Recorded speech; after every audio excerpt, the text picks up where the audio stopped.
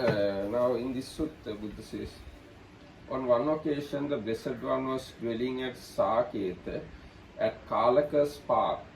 There the Blessed One addressed the bhikkhus, Venerable Sir. Those bhikkhus replied. The Blessed One said this, Bhikkhus, in this world, with its devas, maras and brahma, among this population, with its ascetics and brahmins, its devas and humans, whatever is seen, heard, sensed, cognized, reached, sought after, examined by the mind, that I know. Bhikkhus, in this world, with its devas, maras and Brahma, among this population, with its ascetics and brahmins, its devas and humans, whatever is seen, heard, sensed, cognized, reached, sought after, examined by the mind, that I have directly known. It has been known by the Tathagata, but the Tathagata did not become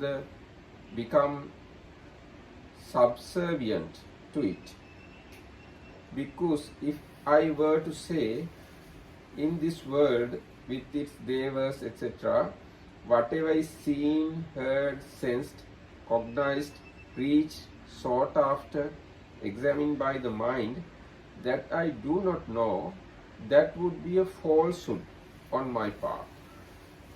Because if I were to say, in this world, with its devas, etc., whatever is seen, heard, sensed, cognized, reached, sought after, examined by the mind, that I both know and do not know, that too would be just the same. Because if I were to say, in this world, with its devas, etc., whatever is seen, heard, sensed, cognized, reached, sought after, examined by the mind, that I neither know nor do not know, that would be fault on my part. So having seen what can be seen, the Tathagata does not misconceive the seen, does not misconceive the unseen, does not misconceive what can be seen, does not misconceive one who sees.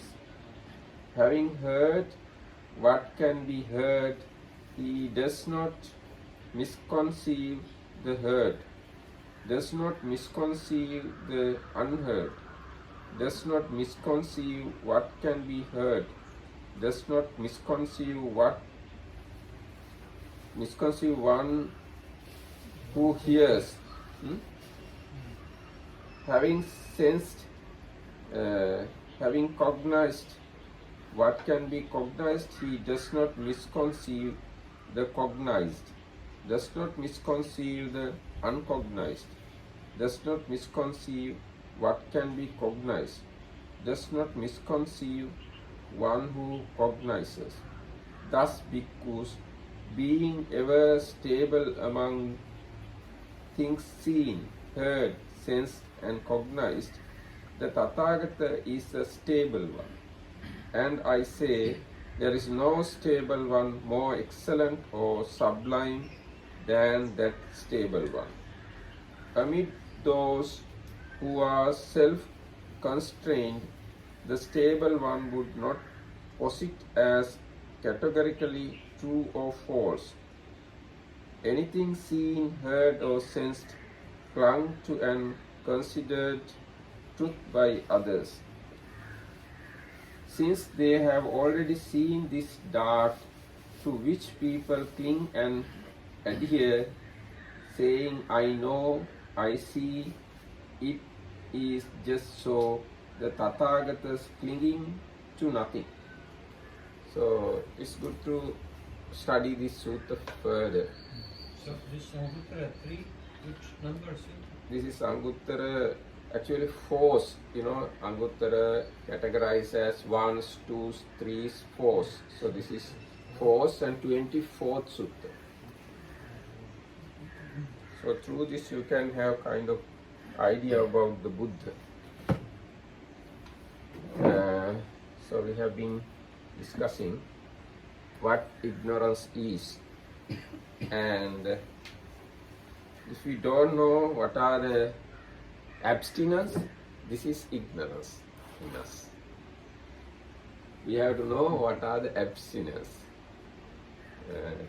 So, yes, now you all know there are three abstinence: right speech, right action, and right livelihood. Today we are going to talk the illimitables, appamanya. They are karuna and mudita. Illimitable means limitless, because these two mental factors we can develop limitlessly. Karuna is compassion, appreciative joy. These are termed illimitables. Yes, because these things we can or we have to cultivate limitlessly towards all the beings. We have to have kindness towards good beings as well as bad beings, holy men and not holy men and women, white and black, poor and rich.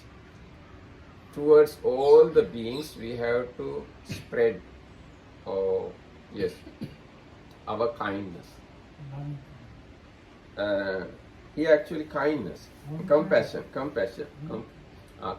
yes, loving kindness or compassion, because all the beings are suffering beings, almost all the beings. So we have to limitlessly develop this mental factor. That's why it's called illimitables. And again, mudita, next one. Appreciative joy. We have to be happy with others' happiness. But this happiness is not kind of a sensual pleasure. It is another separate kind of wholesome mental factor. Now when we happy with others while having greed in the mind, it is not the fact here. This is separate wholesome mental factor, appreciative joy. So this is the way it is explained. The illimitables, there are 4 attitudes towards living beings called illimitables or immeasurables, because they are to be developed towards all living beings and thus have a potentially limitless range. The 4 illimitables states are loving kindness, metta, compassion, karuna, appreciative joy, mudita, and equanimity, upekka. These 4 are also called Brahma Viharas, divine abodes or sublime states. So these are the divine abodes, Brahma Viharas, and these are, if developed, extremely peaceful, happy, comfortable mental states, and opposite to anger. Although 4 illimitables are recognized as ideal attitudes towards beings, only 2, compassion and appreciative joy, are included as chetasikas under the heading of the illimitables. This is because loving kindness, as we have seen, is a mode of chetasika adosa, non-hatred. Yes, loving kindness we have already discussed here. Non-hatred. This is the loving kindness. So loving kindness not taken here. Non-hatred. And equanimity is a mode of the chetasika tatra majjatata. Yes, neutrality of mind. So this is we considered here neutrality, because those two are there Here we don't count those mental factors again. Here we consider only compassion and appreciative joy. Non-hatred does not necessarily manifest as loving kindness. Yes. Non-hatred not always manifest as loving kindness. Loving kindness normally take the beings as object. But non-hatred not always take beings as its object. That's why in supramundane minds, this one is available, non-hatred. But loving kindness not available. Sorry, compassion not available. So what else can you take as an object of others or if not living being? Now as example, when I hit the rock while walking, I get anger And the rock. at the rock. So no need beings for that. Same way, non-hatred need not beings always.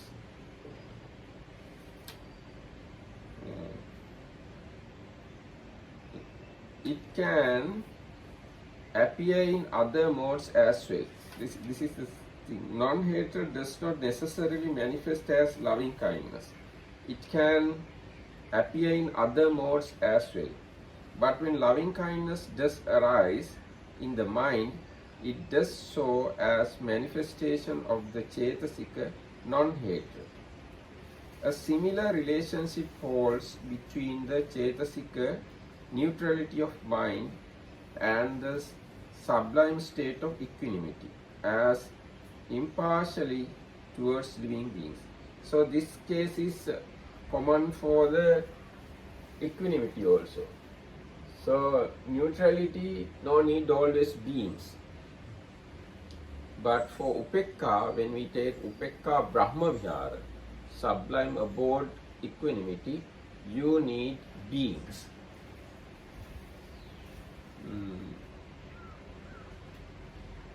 The two illimitables that appear as mental factors in their own right, not as manifestations of other mental factors, are compassion and appreciative joy. Yes, so although there are 4 sublime abodes, 2 of them are already considered under mental factors.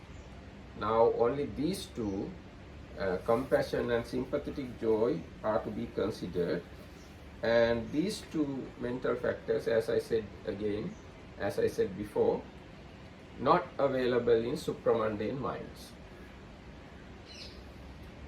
The 2 yes. Whereas non-hatred and mental neutrality, the factors of underlying loving kindness and equanimity, are present in all beautiful chittas, these 2 are present only on occasions when their functions are individually exercised. Yes, this is another data. Now these 2 mental factors,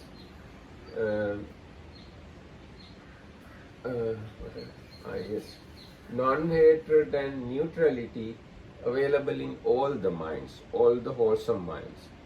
But this compassion and appreciative joy, not available in all the wholesome minds. Now compassion is described this way.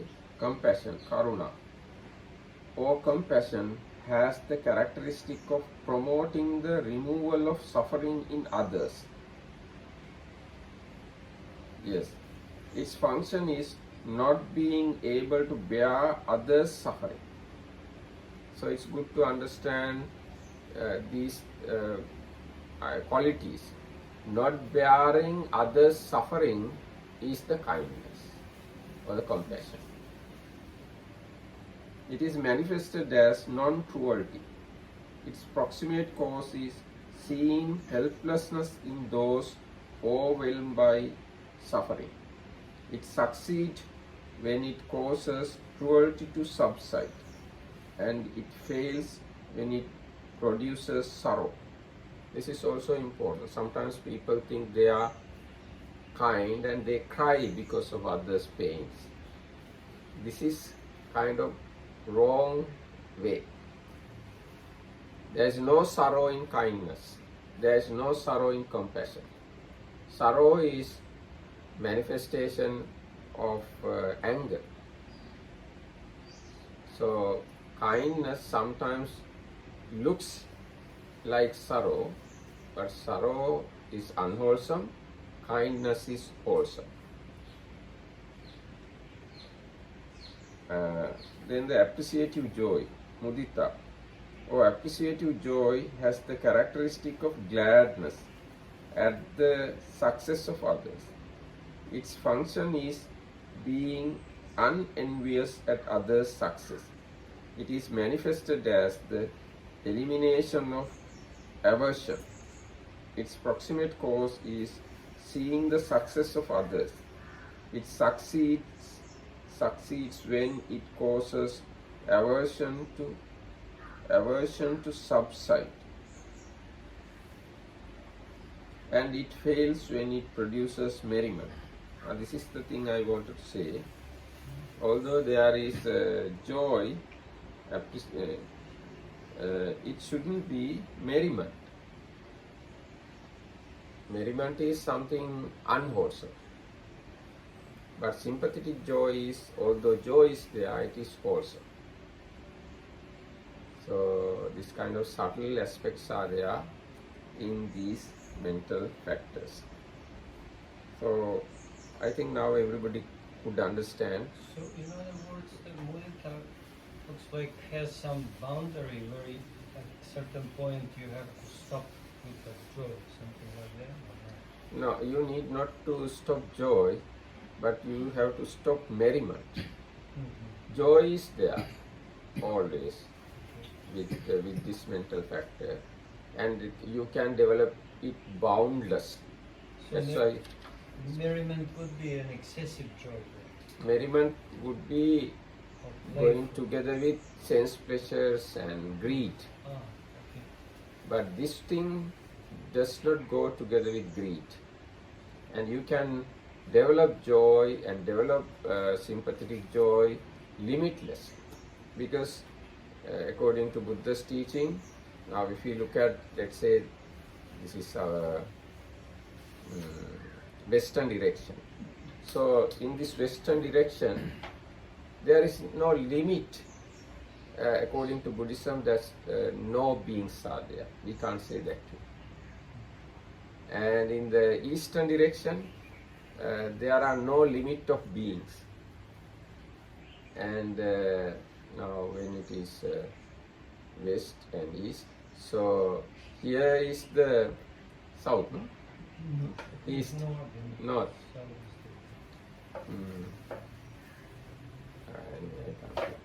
So anyway, all the four directions and upper and down, everywhere beings are there according to Buddhism. There are no place that no beings are there. Everywhere beings, divine beings or hell beings or all sort of beings. So you can develop or spread this sympathetic joy and compassion without limit. That's why they are called illimitables. So if you like to be kind, there are enough space to develop kindness.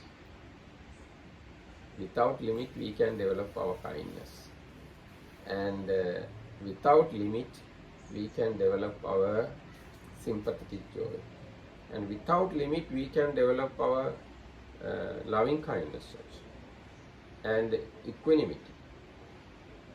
So all four we call Brahma Viharas, divine abodes. So yes, these two mental factors not available always and everywhere. In some wholesome minds, you can find these mental factors. But as I said before, non-hatred and neutrality available in all the wholesome minds. By Bhikkhu Bodhi translation of Abhidhamma. Yes, it's actually there's a book called Abhidhammatta Sangha. Yeah. So Bhikkhu Bodhi edited it. General editor Bhikkhu Bodhi. So this is a book written in 12th century in Sri Lanka probably. 12th century written book, and this is a handbook of Abhidhamma, kind of handbook. Teachers use this book to teach Abhidhamma Pitaka to others. Do you know who was the author? Author is Anuruddha Acharya. Acharya Anuruddha lived in Polonnaruira in Sri Lanka. Bhikkhu Bodhi, here it is mentioned, General Editor Bhikkhu Bodhi. So he uses both sympathetic joy and appreciative joy. Here he used appreciative joy. These are termed, And yes, Sutta he uses sympathetic. yes, sometimes sympathetic Vishudimaya. joy also, yes. Vishudimaya. Appreciative joys. I think this word is better, Yeah, appreciative I also joy. like more appreciative. Yes. Sympathetic is just Now, another- when we say sympathy, it's towards suffering beings. But this one is towards happy beings. So this translation may be better, appreciative joy. So, and if you like to understand how to develop these mental factors, compassion and appreciative joy, there are long descriptions in Visuddhimagga. You have heard this book no? Visuddhimagga, Path of Purification. This was written 1500 years ago, and it explains how to develop all the meditation, almost all the meditations. It's a kind of meditation manual. It shows how to develop these mental factors or these meditations step by step.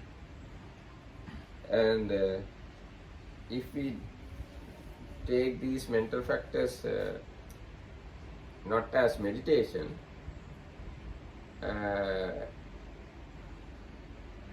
for developing these mental factors, you can use these 10 kinds of wholesome deeds. If you perform these 10 kinds of wholesome deeds, automatically you develop these beautiful mental factors.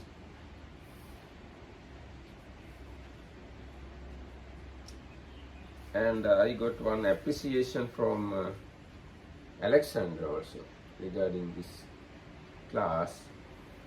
So she said this is useful to her, and she explained some more detail about Abhidhamma also.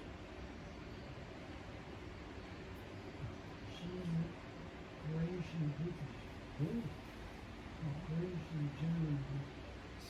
She is living in UK these days. Well, nothing else. Devon? I think Devon is it? So she's connected with the Now she says, thank you very much, Bhante Dhammarakkhita, for teaching the Abhidhamma in such a clear way. I find the Abhidhamma very difficult and almost impossible to learn from the books here on my own, and I find the way to teach easy to understand. Today I learned something new from Dhamma friend from Burma.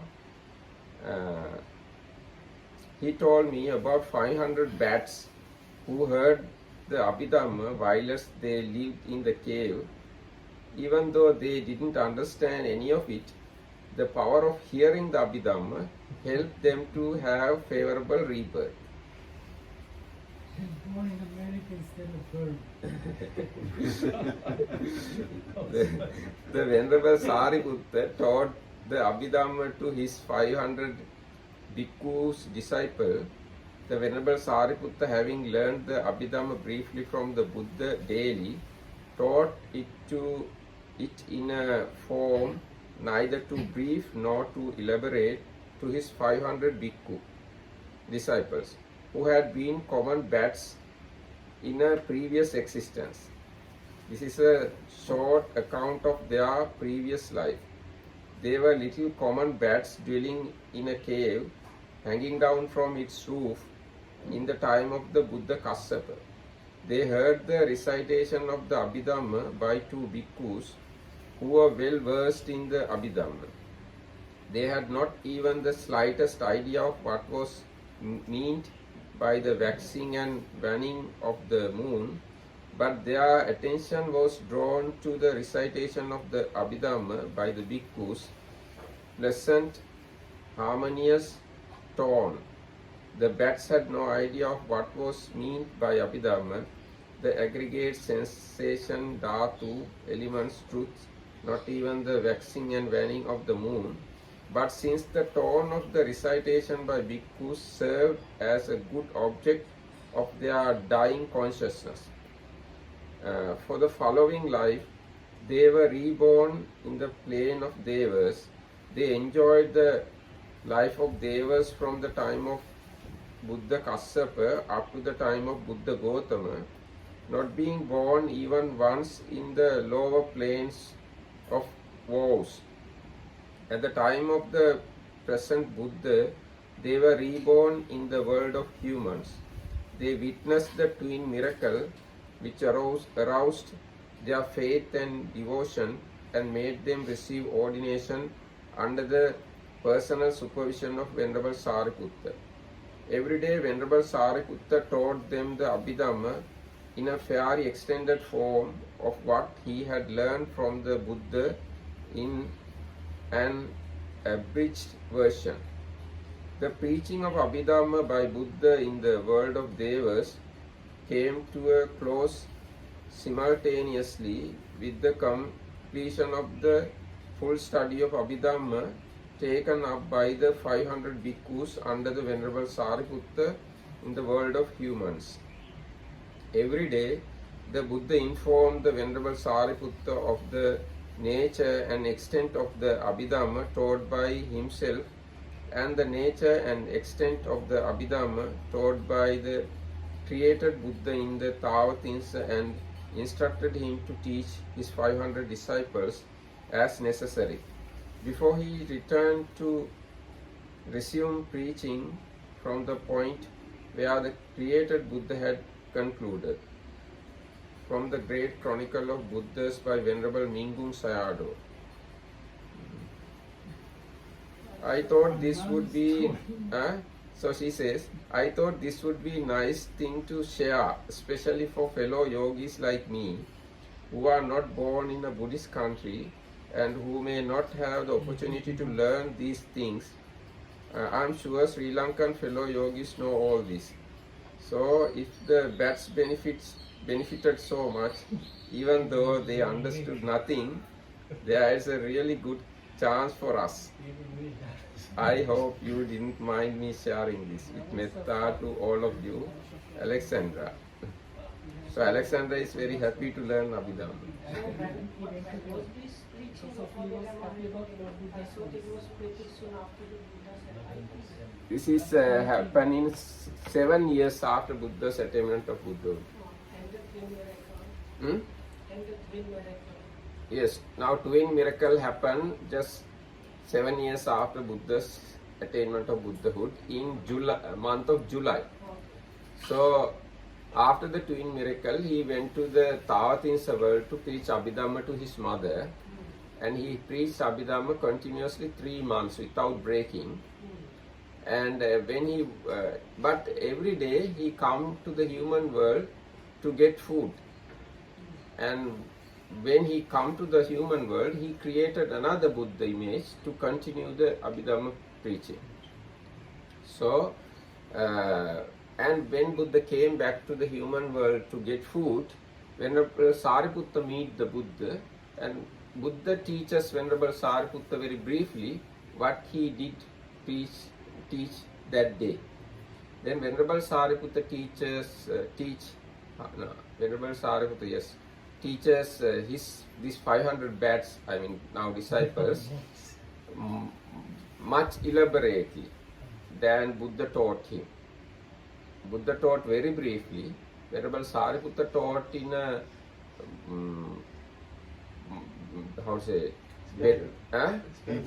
detailed way, which is possible to memorize by human beings and which is possible to maintain it throughout the sasana. Now, this Buddha's dispensation exists 5,000 years. So, in a way, it is possible to maintain 5,000 years. Venerable Sariputta taught to his 500 disciples. So, this is the way we got this Abhidhamma Pitaka. Oh, yes, we have 7 books in Abhidhamma Pitaka. This is the way we got this Abhidhamma books. Huh? Yes, even the Katavattu's titles were given, but the elaboration needed after 236 years of Buddha's passing away. Then Venerable Moggaliputta Tissa elaborated those titles according to the necessity of the time. Because at that time, that is 236 years after Buddha, bhikkhus misunderstood some suttas. Some bhikkhus who did not have proper guidance, they misunderstood some suttas, and the Venerable Moggaliputta Tissa cleared all these doubts and wrong understandings. So once he is clearing these things, it became another Abhidhamma book. It's called Katavattupakarana. So that one is also part of the canon. It's also part of the canon. It's the 5th book of Abhidhamma Pitaka. Now Abhidhamma Pitaka, we have 7 books. Dhamma Sanganipakarana, Vibhangapakarana, Dhatu Katapakarana, Puggala Panyatipakarana, Katavattupakarana, Yamakapakarana, Pattanapakarana.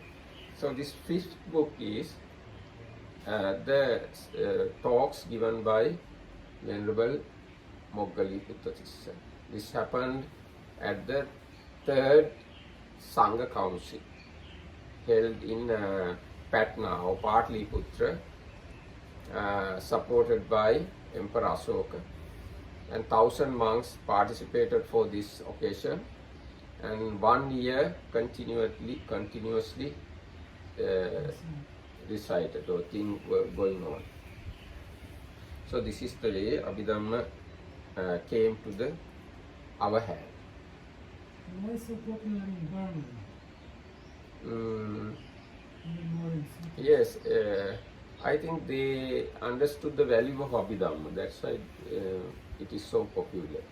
Other countries, they have not understood the value of Abhidhamma. And other thing is, to learn Abhidhamma, you have to have unbroken lineage of teachers. Now in Sri Lanka, we lost our teachers 17th century. And even in Thailand, they didn't have good lineage. But Burma, they could maintain their Abhidhamma teachers' lineage without breaking. That's why they have this much Abhidhamma scholars in Burma. Yes, so now we have discussed 24 beautiful mental factors. Now this is the last one. Last one is wisdom. The wisdom faculty, panya, or panya is wisdom, or knowing things as they really are. So it's good to remember these words. Wisdom means knowing things really they are. How say? Knowing things as they really are. This is the definition for Buddhist definition for wisdom. Yes, Buddhist definition for wisdom is knowing things as they really are. They really are. Yes. It is here called a faculty because it is exercises predominance in comprehending things as they really are. In the Abhidhamma, the three terms wisdom, panya, knowledge, jnana, and non-delusion, moha, are used synonymously. Yes, so wisdom, knowledge, and non-delusion we use synonymously. But when we look at knowledge, it's kind of, we can say, lesser type of wisdom. Knowledge you can acquire very easily by reading books, but non-delusion or wisdom may be higher level of wisdom. Wisdom has the characteristic of penetrating things according to their intrinsic nature, yatha sabhava pativeda. Its function is to eliminate the objective field like a lamp. Yes, this is also very important. Wisdom is like a light or lamp. It illuminates the objective field. That's why you can realize the object properly. It is manifested as non-bewilderment. Bewilderment. How say? Bewilderment. Bewilderment. Its proximate cause is wise attention, yoniso manasikara. So, in order to develop wisdom, we have to train yoniso manasikara or the wise attention. But when we look at the wisdom, it's huge thing. Not like, now here we read very few sentences, but if you look at Buddha's teaching, wisdom is extremely important and widespread concept. It's not just concept, it's a mental factor. You can experience it, you can taste it, you can taste the wisdom. It's like kindness, greed, hatred, like that. Wisdom is a mental factor and a mental quality. You can experience it, yes, you can taste the wisdom. And there are some books in Tripitaka, like this Patisambhida Magga. There you find 73 types of wisdoms. So wisdom is huge thing, not easy to cope. Does wisdom actually equals liberation, or you can have wisdom but still not be liberated? It's like this. Now let's say this way. This is the path of liberation. And this path is supporting, it's not individual thing. This path should be supported by other things. If you have this support, then only path is there. Support are different factors that Different factors, different types of wisdom. Let's say different types of wisdom support to fulfill the path. And the top of the path you reach the Nibbana. Other wisdoms are part and parcel of the path. This is the way you have to understand. So all sort of wisdoms are useful and valuable and rare and not available everywhere. So wisdom, Buddha says, Panya Naranang Ratana. Wisdom is the gem for men. Wisdom is the most valuable thing in a man. Jatavisaka Sutta defines panya something like it's the thing that looks like, sees and shows man to the deathlessness. Yes, that's true. But deathlessness is reached by a path. No, So that it says shows like that's part. yes, showing nature is the main quality of wisdom. Then now here it is said, its function is to illuminate the objective field like a lamp. So wisdom is like a lamp or a light or a sun. This is the nature of wisdom. And wisdom has the characteristic of penetrating things according to their intrinsic nature. That is another quality of wisdom. It can penetrate, it can go through and can understand the field properly, perfectly. Now if we can see through this pillar, we can see inside pebbles and sands and cement and iron and all these things. Like that, if you have wisdom, you can see through things and can see perfectly everything. But if we don't have wisdom, if we use only our eyesight, we see just the color, nothing more than that, just color. Eyes can see only color, nothing more than that. Although we talk about this 28 under form aggregate, we talk about 28 forms. But out of these 28, I can see only one form. I can't see earth element. I can't see water, fire, air element. I can see color of earth element, color of fire element, color of air element, color of anything. Eye consciousness can catch only the color, nothing else. Now we have this huge world and ourselves, myself and huge world and universe. All these are just color if we relate to the eye. As a universe, we don't see anything other than colors. So in order to see another 27 You forms, have you have to use wisdom. just use it. Now, to see all these other 28, you have to use wisdom. But now I can see color. Ear can it's not this way.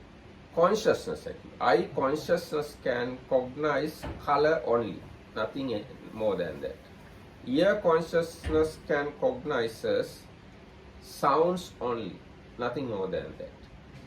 And nose consciousness can cognize odors only. Tongue consciousness can cognize taste only. Body consciousness can cognize earth, fire and air, not water.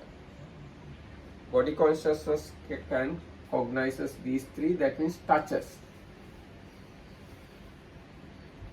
Body consciousness can cognize touches.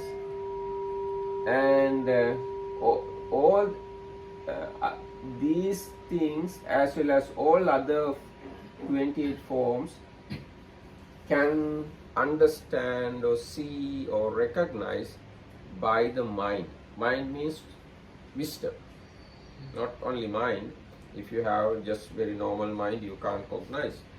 But if you have developed wisdom within you, then you can see all the 28 forms. So this much is enough for the day, and thank you. Thiruval Sir. Otherwise, no.